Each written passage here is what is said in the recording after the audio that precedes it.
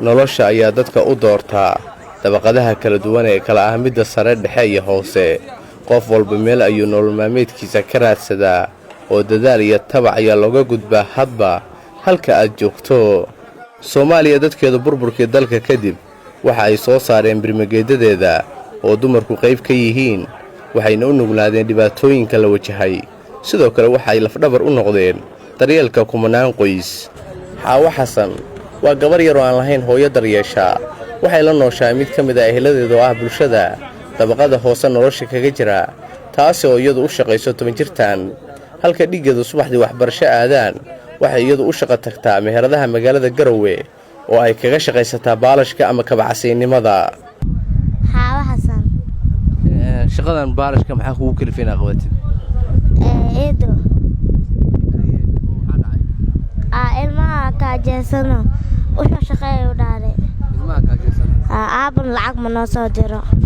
aabba xagee jooga? Boosaaso. hooyadana hooyo waa dhimatay. ma u baalashteen kabaha? dadka u baalashteen maxay ku dhahaa? waxay leeyihiin kabaha noo ciyaadeen. waa ugu celiyaa, waa u geeyaa. markaasay lacagta ii siiyaan. lacag ma ku siiyaan? haa ma iska dayn lahayd baalashka? haa maxaad dadweynaha ka codsanaysaa ummadda islaameed? ummadda islaameed maxaad ka codsanaysaa? inaan wax barto. baa jeceshahay iyo baalashka ma iska daynaysaa? baalash gabar baa tahay inaad wax baalashta ceeb ma kula tahay? haa shaqada baalashka waxaa inta badan ka shaqeeya ragga oo dumarku ma aha kuwa looga bartay qabashada shaqadan, waxaana ay taasi keentay in dadka inta badan Xaawo Xasan ay soo dhaweeyaan maadaama kaligeed ay dumar ku tahay. Xaawo waxay noqonaysaa gabadhii ugu horeysay ee ka shaqeysa shaqada baalashka. tanina waxay noqonaysaa inay ku kaliftay daruufaha nololeed ee ku gadaaman qoyskeeda.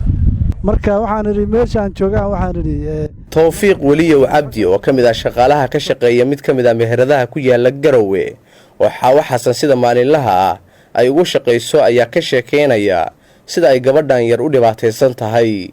gabadha waxay joogtaa ilaa iyo hadda muddo asbuuc ah.